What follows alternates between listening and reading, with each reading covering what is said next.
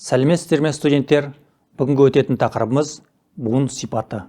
Осы тақырып аясында мынадай мәселелер қарастырылады. Бірінші, буын, оның түрі, сандық құрамы. Екінші, буынға бөлудің қағидалары. Үшінші, буынның ығысуы мен жылысуы. Буын теориясы фонетика саласының басты мәселелерінің бірі. Буын дыбыстардың басын біріктіріп тұратын фонологиялық бірлік болумен қатар, онда мағына болмайды. Бұл бір буынды болып келетін толық мағыналы сөзге қатысты емес. Солай бола тұрса да, буын сөздің құрамында келіп, сөз ажыратушы және мағына ажыратушы қызмет атқарады. Сөздің лексикалық мағынасы мен буынға бөлудің арасында байланыс жоқ. Сондай-ақ, сөздің морфемалық бөлінісі буынның бөлінуімен сай келмейді. Мысалы, а, на, ке, ан, т, бұл, т. Буын өкпедегі ауаны сыртқа шығару арқылы жасалады. Буын жасаушы басты элемент дауысты дыбыс. Ол жеке тұрып та, дауыссыздармен бірігіп келіп те буын құрайды. Әр буында бірден артық дауысты болмайды. Сондықтан сөз ішінде неше дауысты фонема болса, сонша буын болады. Демек, буын дегеніміз фонациялық ауаның қарқынымен кілт үзіліп шыққан бір немесе бірнеше дыбыс тобы. Тіліміздегі байырғы сөздер не жуан, не жіңішке буынды болып келеді. Байырғы сөздер, сондай-ақ буындар қос дауыссыздан, бас буын болмаса, қалған буындар дауыстан басталмайды. Қазақ тіліндегі буындар дыбыстың құрамы жағынан 1, 2, 3, 4, 5, 6 дыбысты болып келеді. Бір дыбыстыда дауысты дыбыс жеке тұрып, өздігінен буын бола алады. Буынның бұл түрі жалаң дауыстан тұрады. Орыс тілі арқылы енген сөздерде буын 5, тіпті 6 дыбысты болады. Құрамындағы буынның санына қарай, қазақ тіліндегі түбірт сөздер 1, 2, 3, 4 және 5 буынды болып келеді. Сөйлеу кезінде 1, 2 буынды сөзге әлдеқаша қосымша үстеле келіп, 5, 10 буынды сөз формаға айналады. Мысалы, қанағаттандырылмағандықтан немесе ұйымдастырылмағандықтан. Қазақ тілінде буынның құрамындағы дауысты және дауыссыз дыбыстардың орналасу тәртібі жөнінде ғалымдар түрлі пікір білдіруде. Нығмет Сауранбаев буынның жалаң, ашық, тұйық, бітеу. Сапархан Мырзабеков буынның ашық және тұйық түрін көрсетсе, Құдайберген Жуанов буынды жалаң, ашық, жеңіл тұйық, жеңіл бітеу, ауыр тұйық, ауыр бітеу деп бөледі. Ахмет Байтұрсынұлы буынды ашық, тұйық, бітеу деп жіктейді. Мұндай жіктелісті Ісмет Кеңесбаев еңбегінен де, мектеп оқулықтарынан да кездестіреміз. Ашық буын жеке дауыстан тұратын, немесе дауыстан басталып дауыстыға бітетін буын. Тұйық буын дауыстан басталып дауыссызға аяқталса, бітеу буын ортасы дауысты болып, екі жағы дауыссыз болған буын. Сөздің буын жігін табу немесе сөзді буынға бөлу силлабологияның басты мәселелерінің бірі. Буын жігін табу мәселелерінде түрлі пікір қалыптасқан. Махамбет Жүсіпұлы оның мынадай түрлерін көрсетеді.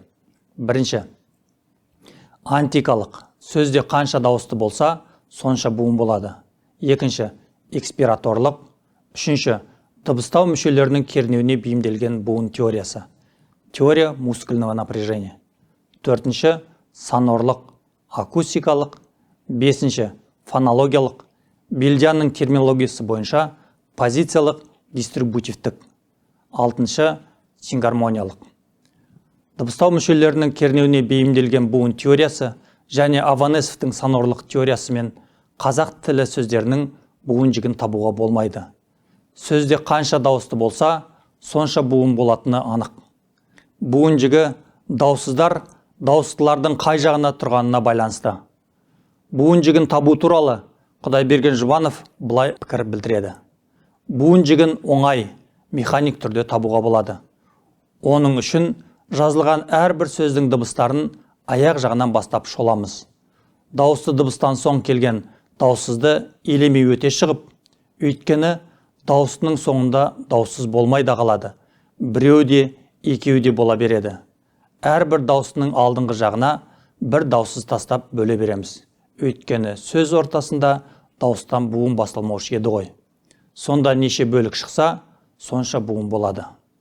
Смет Кеңесбаев буында бірден артық дауысты фонема болмайтынын, сөз ішінде неше дауысты болса, сонша буын болатынын, буын ішіндегі дауыссыздарды экспирациялық күшіне қарай күшті бас дыбыс, күшті соңғы дыбыс болып бөлінетінін айтады. Буынның ішіндегі екі дауыссыздың алғашқысының экспирациясы соңғысынан басым келсе, күшті бас дыбыс немесе эксплозив дыбыс, күшті соңғы дыбыс не имплозив дыбыс болады. Яғни имплозив дыбыс буынды аяқтаушы дыбыс, эксплозив дыбыс буынды бастаушы дыбыс. Сингармониялық теорияның өкілі Әлімхан Жүнісбеков сөздерді тембіріне қарай буындауды ұсынады. Сөзде қанша тембр болса, сонша буын болатынын айтады. Мысалы, қызмет деген сөзде қыз жуан езулік, ал мет жіңішке езулік буын, яғни тембр болатынын алға тартады. Буын өлшеміне негізгі критерий бола алатын сөздің жазылуы емес, айтылуы. Өйткені айтылудағы буын өлшемі жазылудағы түрмен үнемі сай келе бермейді. Айтылуда сөз ішіндегі буындардың саны мен сапасы бір түрлі, жазылуда екінші түрлі болып келе береді. Сондықтан буын жігін табуда қосар и, у дыбыстарын, я және трифтонг ю әрпін фонетикадағы дыбыстық құбылыстарды ескерген абзал. Мысалы, рахмет, рақмет, рәсуа, рәсуа, дәрігер, дәргер, ою, ою, қиын, қиын, қияр, қияр. Сөйлеу кезіндегі ең кішкентай бөлшек буын. Сөйлеп тұрған адам өз ойын жеке дыбыстармен емес, белгілі буындар тізбегінен сөз құрап, сөздерді жымдастыра отырып, сөйлем құрап жеткізеді. Яғни сөйлеу кезінде бір дыбыс екінші дыбыспен, бір буын екінші буынмен, бір сөз екінші сөзбен жымдасып жатады. Сондықтан бір буындағы дыбыстар келесі буынға қосылып, немесе сөз бен сөздің арасындағы дауысты дыбыстар біріне бірі ықпал етіп, түсіп қалып жатады. Солай бола тұрса да, бұдан айтып тұрған сөздің мағынасына нұқсан келмейді.